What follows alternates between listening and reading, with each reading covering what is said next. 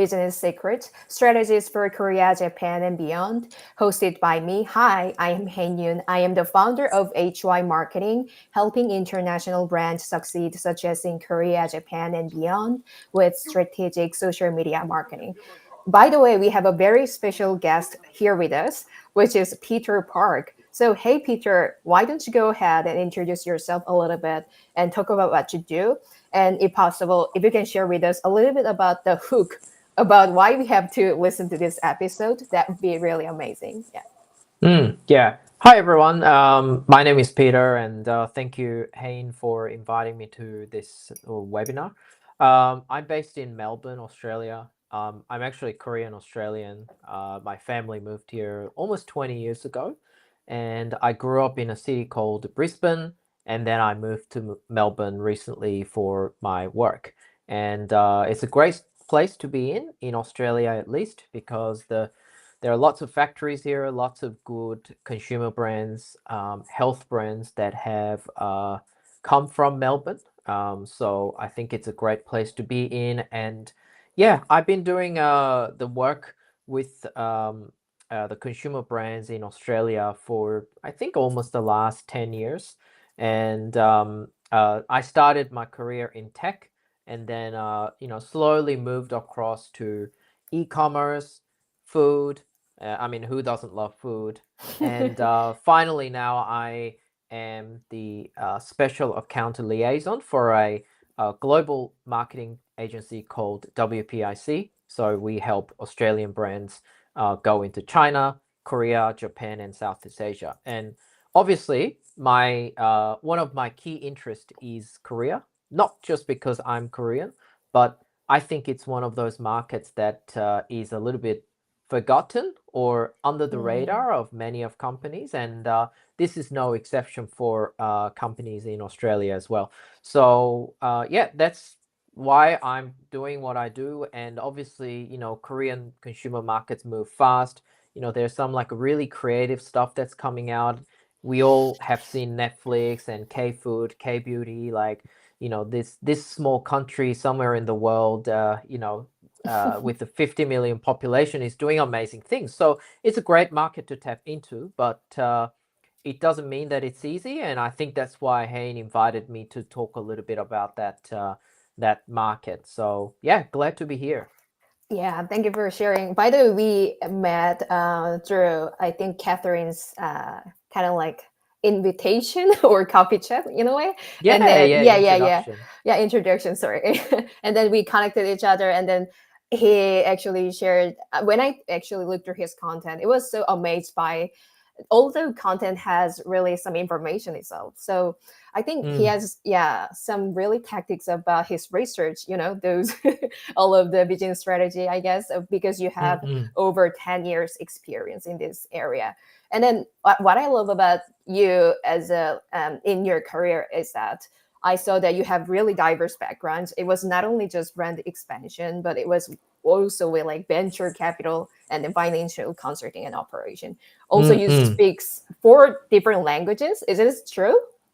Like I would say, really, it's just English and Korean. Okay. Because the Japanese is already rusty, but like being Korean, I know it is relatively easy to learn Japanese, and I love Japanese food Mm-mm. and That's culture. actually true. Yeah. And then Chinese, I speak some because I used to live in Taiwan, and a lot of the clients and the team at my new job at WPIC is in China, so I kind of just talk to them every day. So yeah, like just part of my life.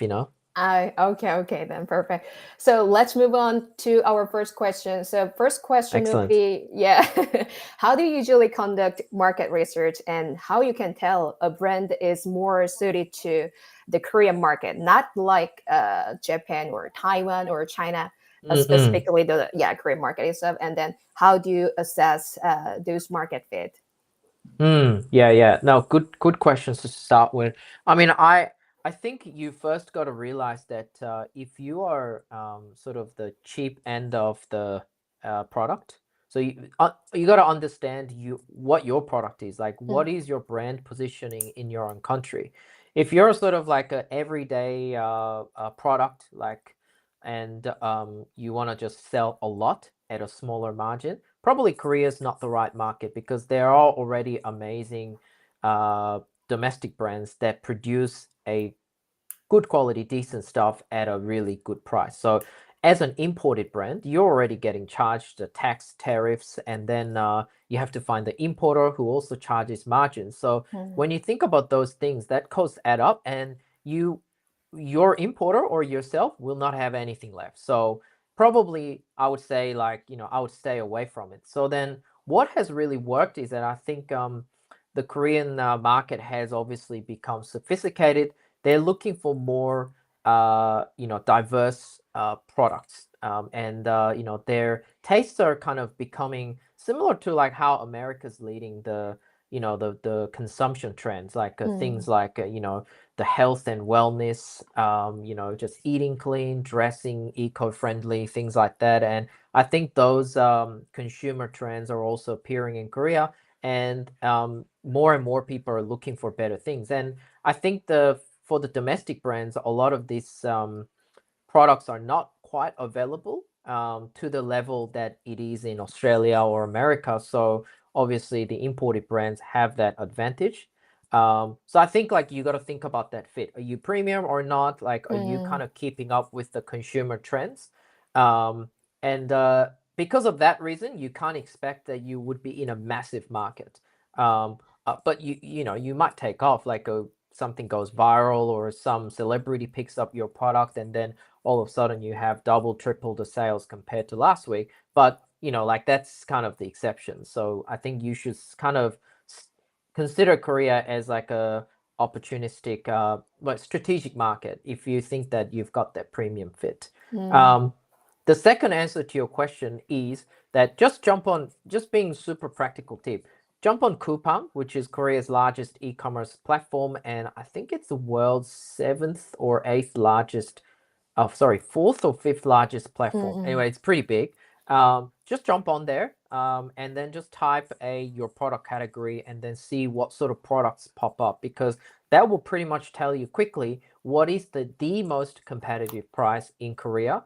And if you are maybe 10-20% premium to that price, and you've got something special in your product, then yes, like you can also convince your importer, or if you sell cross border, then you can convince your marketing agency locally who can help you sell.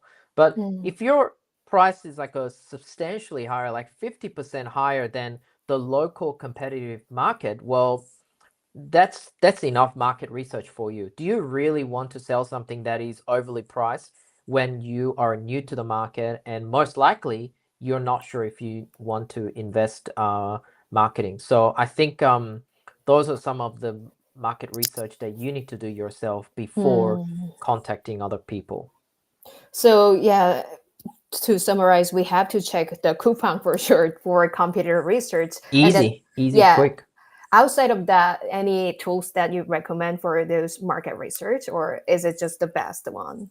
I would try, and I mean I use a couple of different tools, like Korea Customs, for example, have got pretty good import statistics, and so try and find the HS code for your product, Mm. and then put it in there, because it will basically show every product that was imported into Korea under that particular HS code, and you will be able to see if that product is on demand, on the rise, what sort of countries the products are coming from.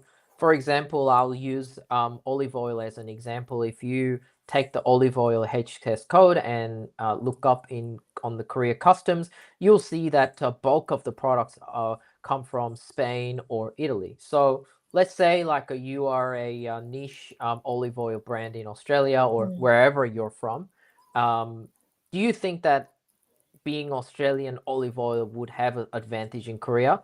Probably not. I mean, there would be some demand, but is that demand enough for you to justify the entry and the time and resources that you're gonna invest? Like probably Mm. not. So yeah, that's kind of gives you another tool for you to understand your market. So yeah, finding the HS code in some portal, I guess, and then Mm-hmm. looking at those competitors, and then we can actually compare pricing point and how many competitors they have, something like that. Yeah, I think Mm-hmm. that's amazing. Also, when you talk about the premium versus more of a reasonable price, so Mm-hmm. if we have, let's say, $10 for olive oil, and then Mm-hmm. if you want to sell, like, let's say $20 for your olive oil, there should be another reason for to sell those items, I guess. Do you Yeah, think? you have to be pretty special. And what Right. what what makes you really special? Is there some kind of a secret patented technology? Mm, Maybe then it might be worth considering. But even then, you got to realize that exporting to another market or expanding to another market is like building a another business. So you might have to go back to your original, the mindset that hey, nothing's surprise to me, or I'm not putting any numbers against my own standards. So, because what works in your market, trust me, will not be the same in the other market. If anything, whatever profit you're making is going to be much less in the other market because you are essentially incurring extra costs to send the goods over there, doing the marketing. So, just mm, remember when you built your own business or started your own job, did it make money? Like, not straight away. So it's the same thing. So if you mm, think it that way, then I think it's a gradual journey, and you can kind of approach the market, the people there more patiently and with a more open mindset. got it. Oh, thanks for sharing. So, I mean, I think it's all about finding the great USP, the unique selling point, right? Like Mm. in this era, I think one USP is not enough. It should be multiple USPs, I guess, to sell something or expand or scale. Hmm. So, Yeah. when you think about it, do you usually write that down, like how many USPs these some imported brands have? Like, do you create like a document or like during consultation strategy Mm. about it, or what? Yeah, how do you usually do that? I don't particularly do it. I think I do it in my head, but probably doing it in like some sort of a checklist is good. Hmm. But I think it's really hard to say that, hey, like here's like a set template to assess the USP. I mean, you might have like a different general criteria, like, hey, like how many Mm-mm. USPs there are, is it specific to this market? You can come up with something general, but I mean, I think it depends on the category, but like I would say, yeah, 2 to 3 USBs is pretty good. And like you might actually realize that your product has a USP that you don't know about, but it is something unique in the market. Like for example, I recently exported, helped a brand in Australia for instant seasoning, go Mm. into Korea. Uh, Pretty normal stuff in Australia, to be honest, other than cute packaging. Just natural, gluten free, all natural ingredients, and yeah, that's it.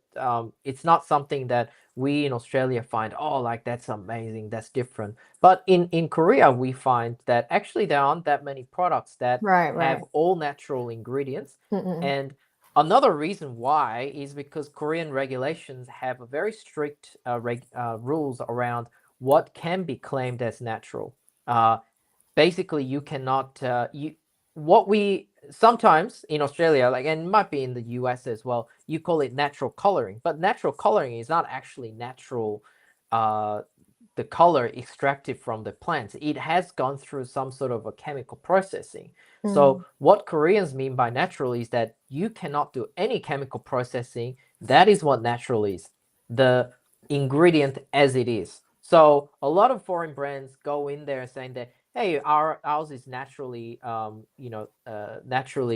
natural ingredient, and then Koreans regulations will keep asking questions like, is it really? Show me the evidence, and then Mm. brands cannot show it sufficiently, therefore they get rejected. So this is kind of the level of compliance that I think you need to go through to get into Korea.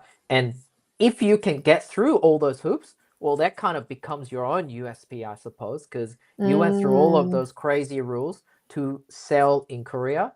That means, at least like you kind of over that baseline, Right, and then you right. then add like two or three things that are unique to your country too. Country of origin is a USP in a way, but not as strong as say being natural or tasty, or you have some kind of awards. But it is certainly a strength for brands from Australia. If you're from Italy, Spain, France, that also becomes a powerful USP. I know Koreans love Italian, Right, French. right. It doesn't really matter what it is. They're like, oh, French butter. Uh, Really? I, I actually remember Yeah. reading an article that this apparently famous French butter brand opened a bakery in this new Ah, I saw Gangnam it. Yeah, yeah, department yeah. store. Apparently, Mm-mm.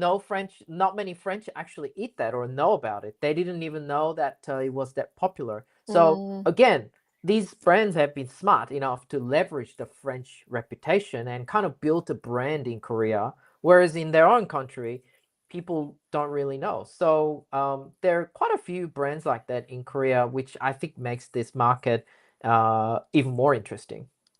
I think, yeah, this comes to my mind. Let's say we have a lot of products for kimchi, and then, those are Mm, really similar to each other. And then when we export some specific kimchi to, let's say, the US or Australia, it maybe became expensive than here in Korea, I guess.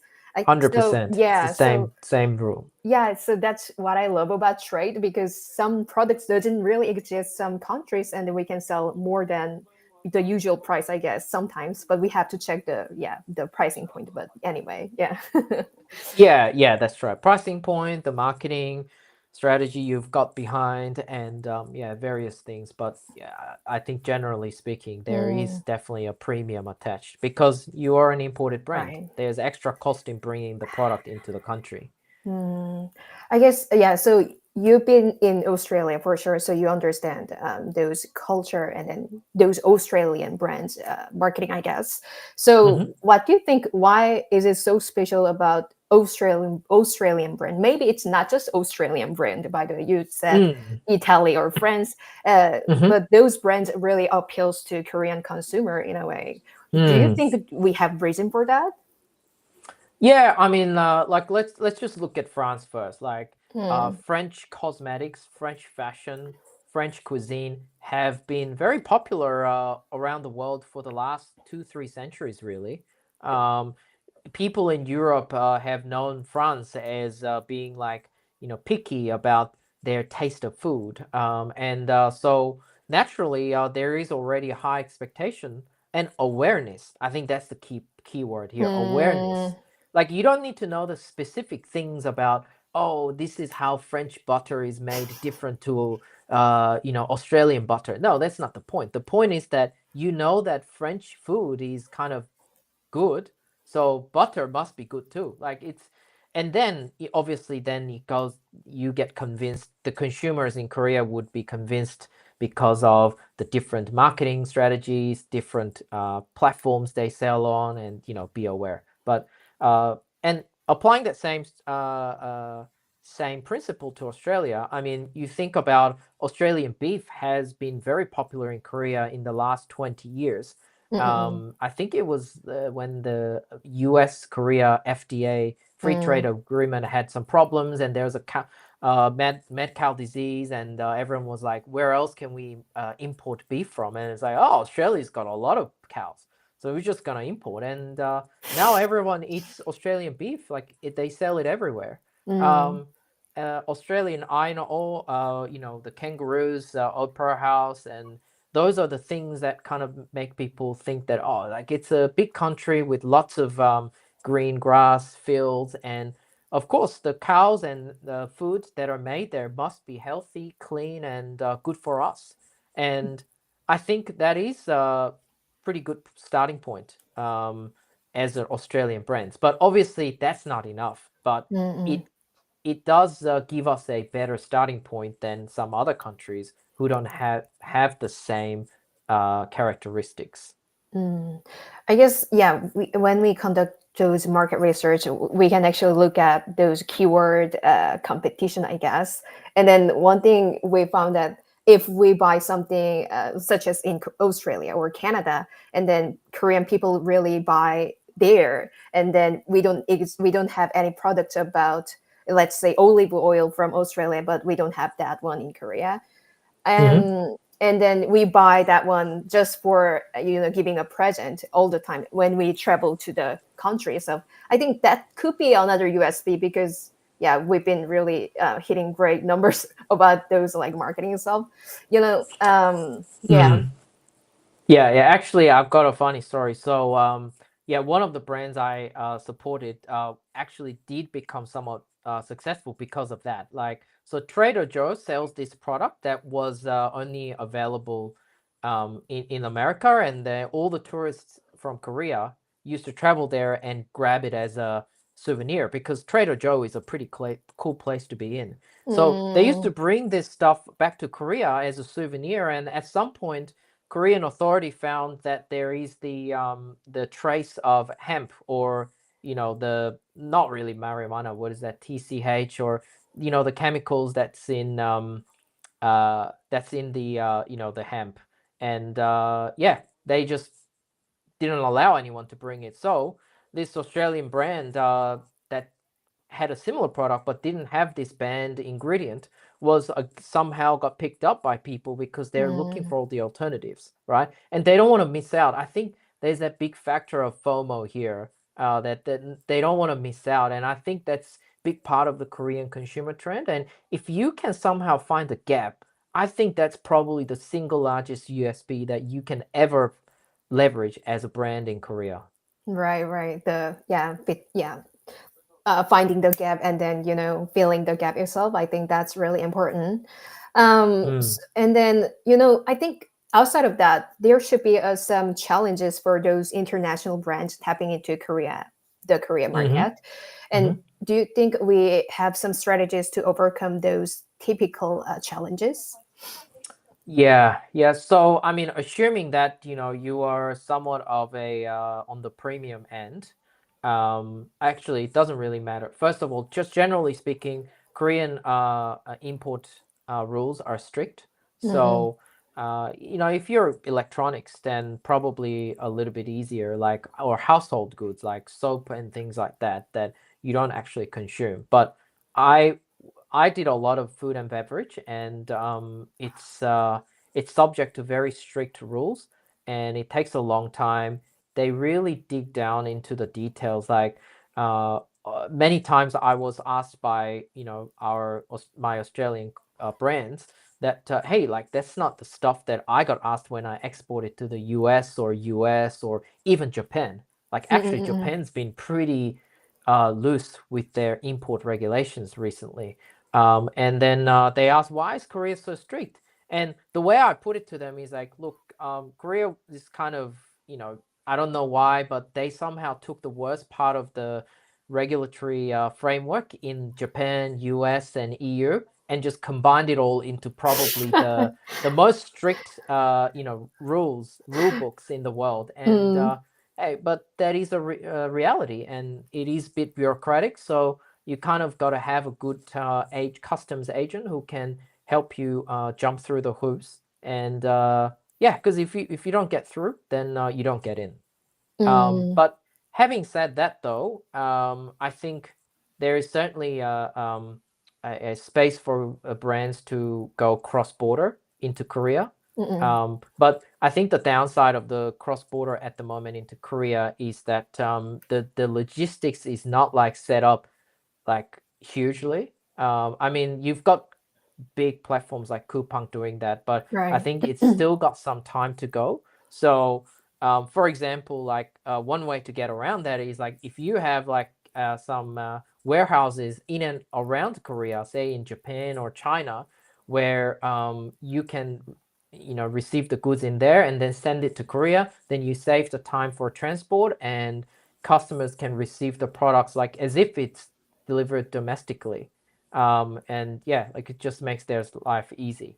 But anyway, going back to the challenge, so Mm-mm. that the first challenge was the strict regulations, and I think the what will be the second challenge is, and this, by the way, this is not something just specific to Korea, but in general, is that, we've got inflation. The global economy is not as well as it used to be. Like, it could be different in each market, but that's the general sentiment. I'm not saying Mm-mm.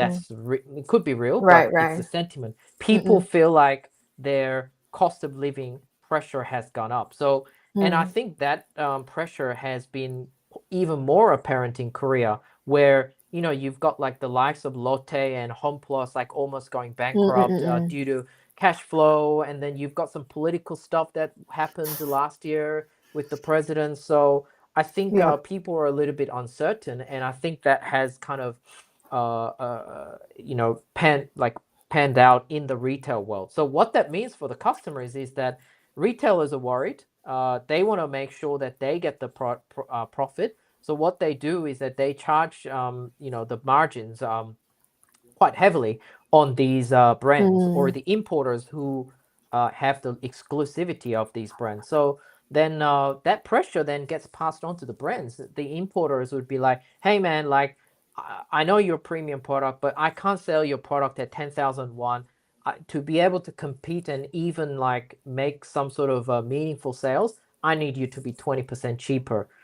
So based on that target retail price, uh, well, the retailer margins are set, whether it's 40% or 50%. And I think in Korea, that number is pretty high. Like, you're paying half of the retail price as the margin or profit to the retailer. Mm-mm. So that pressure comes right down to brands, and brands like, well, okay, you're asking me to provide my product at $2, but the thing is that it cost me $2 to make. So actually, this is not a question of I'm gonna cut my loss to get into Korea. It's more like structurally, this is not possible. Mm. And I think that goes back to my original point about, are you premium or are you kind of commodity player in Korea? And that's because if you can make the stuff cheap, then you have a good chance of getting into Korea.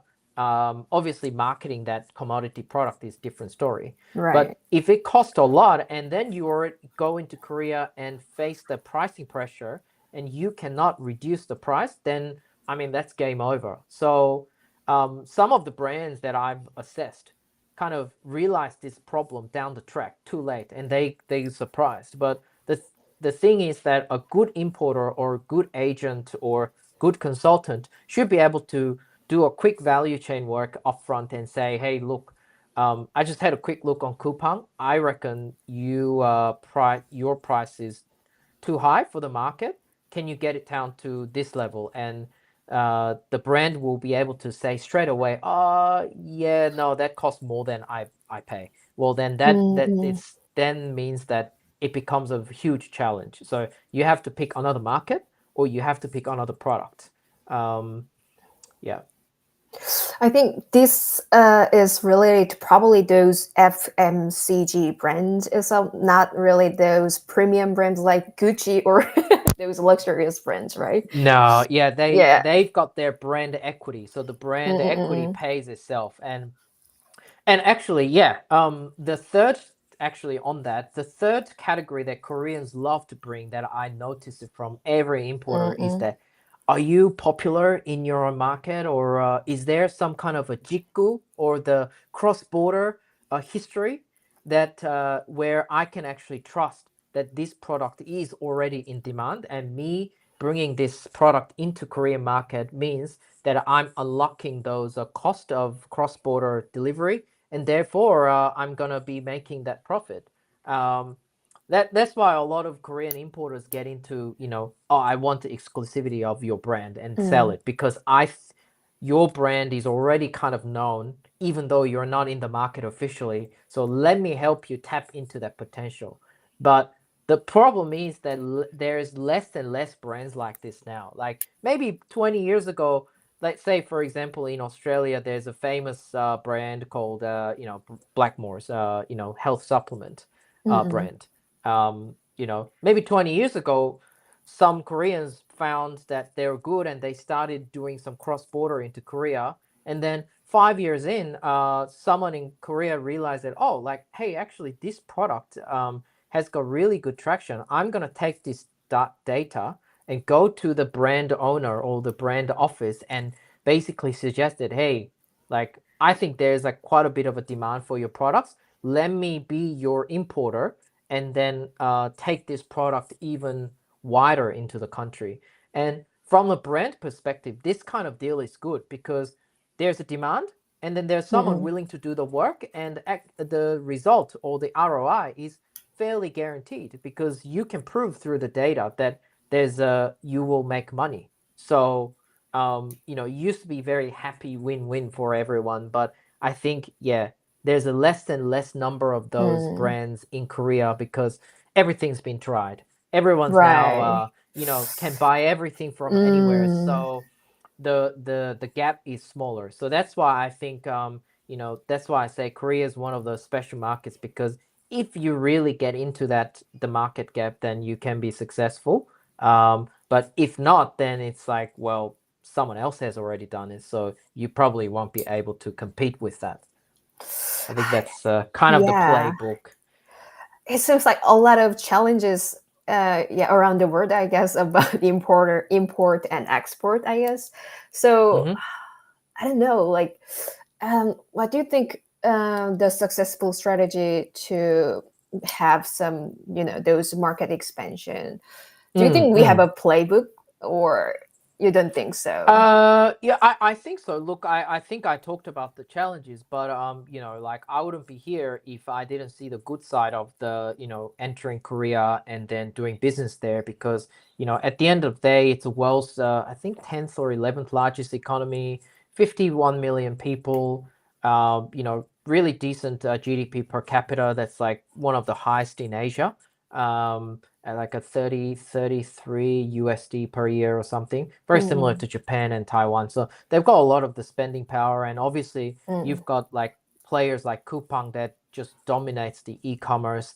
Everyone buys online because it's a small country, things get delivered. So the infrastructure is excellent. So if and that's why I think the speed in this market is very important, because once people want to buy your things, then it will get distributed very quickly. Everyone knows each other, so they will start asking the importer or the brand owner, "Hey, I want to range your products, like, or hey, I want to sell your products on my platform. Like, how do we do that?" And mm, so I think like you just got to understand the dynamics of the market and how fast it moves. So then, what is the general playbook? Well, I think again, like I'm kind of generalizing it based on my experience, but the way I've seen it play out is two ways. So first is you've got the typical distribution model where an importer mm, takes on the liability of buying the stock upfront from your country, and then they bring it in, register the products, clear it of the customs, pay tax on it, and then they sell wholesale to the retailers or the online platforms. mm, They set up the store and list it. And once they've got the product listed, right, now then you need to generate brand awareness, right? mm, So in countries like China, like you don't do the brand awareness straight away. Like you would be doing what they call in-platform promotion. So like doing the product PPC, the banner placement, and basically to drive the traffic from outside into inside the platform. Whereas in Korea, there's already a lot of traffic in Coupang because that is pretty much the only major e-commerce platform, and maybe mm, Naver. mm, So mm, traffic is not really an issue. So what I think distributors can do is raise the brand awareness, and one of the ways that they do it is through the influencer marketing. Now, mm, that's such a overused generalized word, but what they specifically mean is that you would have like a bunch of these influencers who do blogging. I think blogging is like a very powerful, I think, a marketing tool in Korea mm, compared to mm, many other countries. So people do reviews of products or services, and they write a blog, and everyone knows it's commercial. But it's better than not having anything. If you type some, right. Mm, like I want a olive oil, or I want a seasoning, or I want a this baby device, and somehow your the blog post that you did with these micro influencers mm, would pop up, and people would be like, oh, actually, I trust this brand a little bit more now. You're not trusting it 100%, but I trust it a little bit more than before because I'm actually seeing some search results. So basically, and I think it works well in Korea because Naver, which is Korea's Google, is a bit like it's a huge, humongous database. It's not like a Google where it's got extensive links to each other. Naver is a one huge ball, and there's a Mm-mm. lot of stuff in there. So it's almost like an intranet, like internal database. So whatever you type, it's not going to link you back to Google, but it'll just bring up what's available on the Korean websites. Right. So imagine you just like a flood that the Naver through these blogs, and people search your product or category, and then all those relevant blogs pop up. So I think that's kind of like how you get the initial words out, and you use that to basically then get some reviews up, and then you run the second step would be then you start like doing some discounts, because basically Korean customers, like many in Asia, they won't buy unless it's got some -10 or -18, whatever. Mm. So like you can run promos anywhere between like 10 to 30%, just to kind of give the impression that hey, like there's some value purchase here, and Mm. the point is that you get them in, and then later like you want them to come back. So I think that's how I've seen the playbook work out. But really, what's behind all of this is that sure, you can do all the tactics and marketing strategy and fancy stuff. I'm sure there's more ways than what I've just told you. But at the end of the day, it's I think in Korea, pricing really dictates a lot, Mm. and then the product's USP, whether it is the quality, whether it is the uniqueness in that category, whatever that might be. Mm. Yeah, I think, yeah. So you told me that there will be two different ways: just hire distributors or Oh, importers. that's Yeah, right. right. Yeah. So the second one Yeah, is the yeah. cross border. So the reason why cross border is good is because you get past all the regulations. You don't have to pay the tariffs or extra taxes. The only thing consumers are restricted to is like kind of every time they order, they have what's the name, the threshold, how much they can purchase per order or per transaction. Mm. But I think in Korea, unlike China, where you actually every customer has an annual limit of how much stuff you can purchase cross border. In Korea, I'm pretty sure it's just the limit per transaction. It's like not like a quota per person per year. Mm.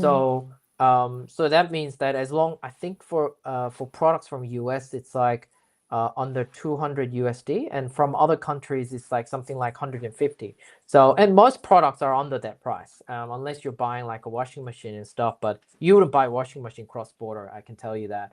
Mm. LG and Samsung are already good.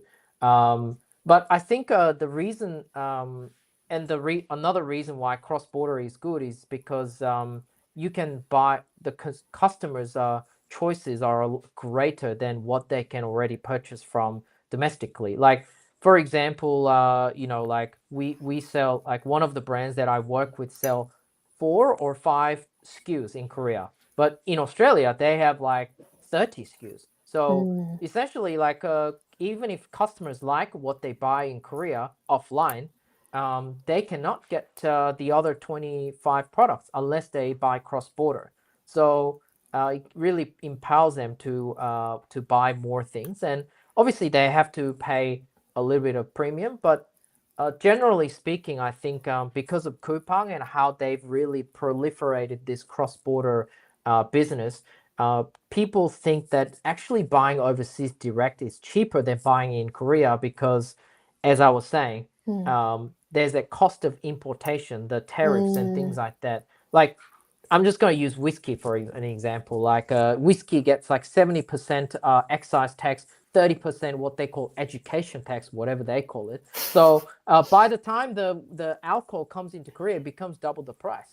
Whereas if you just buy it straight from Scotland, maybe you might pay 40% less. And that's fine if you buy one bottle per transaction, because that's probably as much as you want. So that's why I think a lot more Koreans are aware of cross-border. There are a lot more platforms that allow this to happen. So I would say, yeah, that's a great way to get into Korea. But obviously, you gotta factor in how long it takes to send the stuff to Korea from your own country, and that's kind of where it is better if you actually know any warehouses that can handle this cross-border goods and be as close to the market as possible.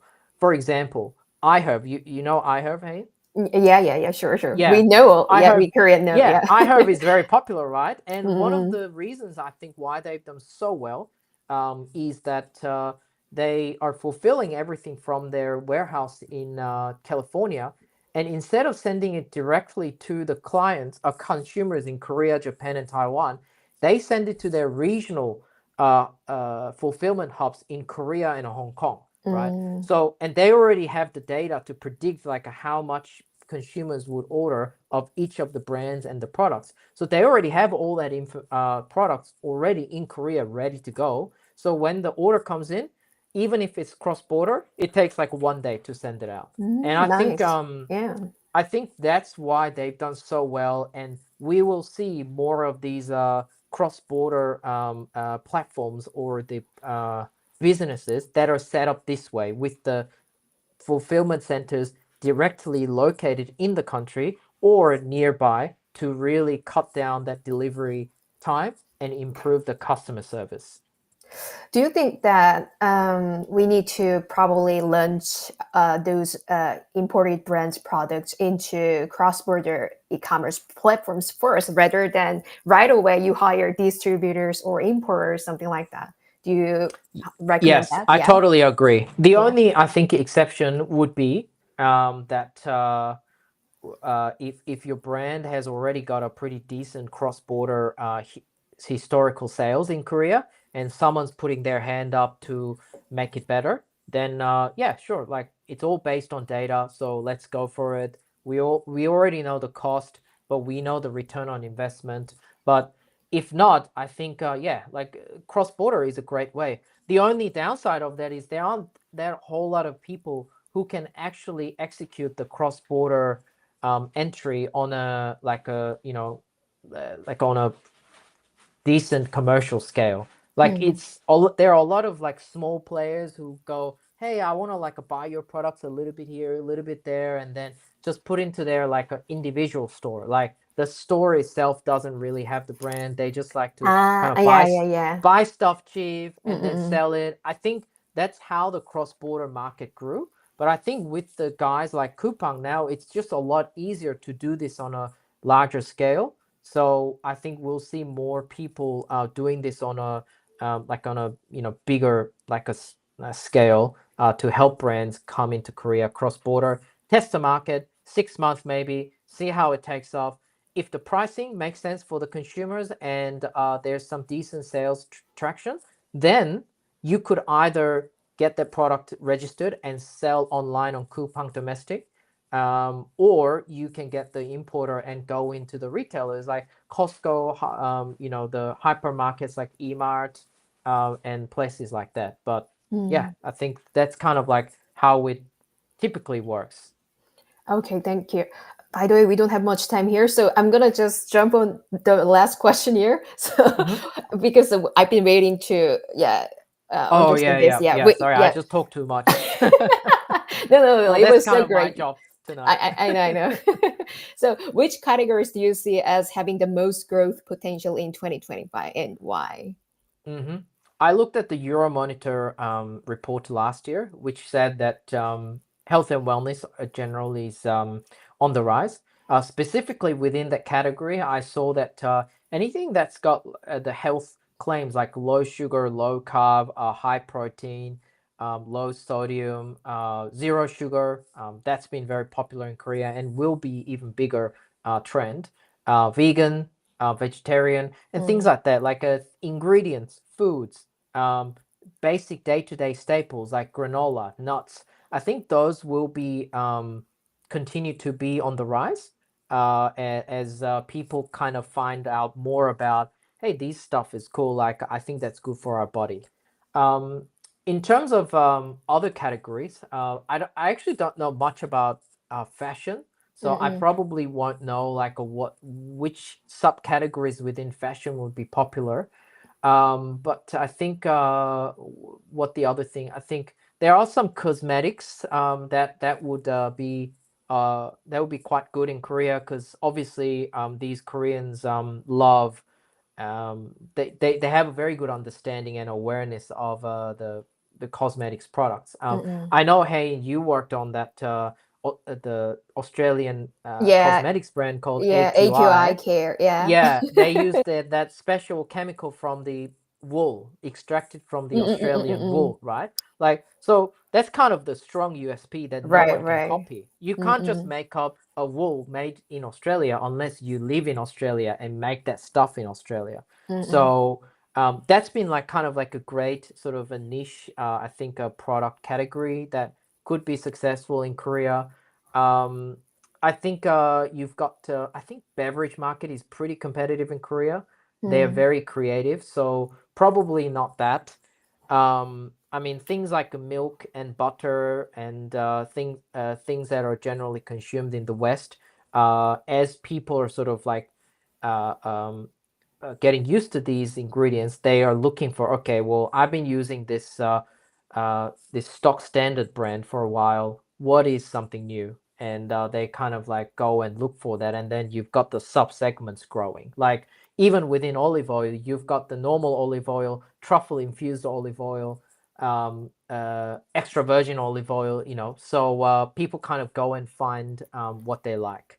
Mm-mm. Actually, on that, I think the truffle. And actually, funny thing is that someone asked me, hey, why do you think the things like truffle and like specialty cheese are on the rise in Korea? Yeah, so cheese and butter and dairy products. And then I heard someone say, well, that's because a lot of restaurants, they do it pretty tough, and the way to kind of cover the taste and quality is to just to chuck some expensive stuff and make it taste nice and smell nice. And I'm just like, Mm. like that's a pretty good idea, like, so that's another reason why truffle is apparently getting more popular in Korea. But Mm. anyway, that's just what I heard. It's not real truth, Okay, but okay. That's right. okay. I was just trying to get a point across that, that's Mm-mm. kind of Sure, sure, like sure. the Yeah. sort of the consumer psychology as to why certain categories become popular. And Mm-mm. there's That's always really that helpful. Yeah. macro trends behind it. Right. So, Peter should leave probably in 2 minutes. So we're gonna go Yeah. to the Let's do ending one more part. One question. more Yeah, yeah. question. Yeah, yeah, Okay. yeah. Yeah, sure. Okay. So, maybe this is really a long thing. Maybe okay. Could you walk us through the process of working with local importers and managing relationship with them to ensure the successful market expansion? Right. Okay. So I would have to be pretty quick. So, typically, the if there is an importer in, Korea, they would either reach out to your brands directly because they heard it from someone, or they were doing some web research, or the brand itself has, attended a trade show, and then they make a contact, exchange, maybe do some samples. Once you've just done some sampling, then you will talk about the pricing. Hey, like, Mm-mm. I think your product is good, and the distributor would tell them, we think your price will sell at this amount, and for us to be able to sell it at this amount, including all of our profits and stuff, we'll probably need your product at 30-40% of your retail price. And the both parties agree. Then they do the first the shipment. And Mm-mm. typically the first shipment is small, because you want to make sure that it goes through the right process to register the product, to test all the ingredients, and then just basically satisfy the compliance. While that's happening, what the importer will do is then they will approach the retailers, they will approach Coupang and Naver to set up the store and get the products ready to be listed online. And Mm. to do that as a brand, you provide all the information like product ingredients, product stories, video assets like the brand story, the design assets and things like that. You provide that as much to the importer as possible. And once you get it, then the importer will go and do their job, like sales, right? Distribute Right. it. Mm-mm. And then some of them may hire like agencies like yourself Mm-mm. to Mm-mm. kind of And drive the yeah. awareness, to drive the traffic to Coupang, Naver, or maybe even drive the traffic to offline like Costco. Um, and I think you would probably do that for 6 months.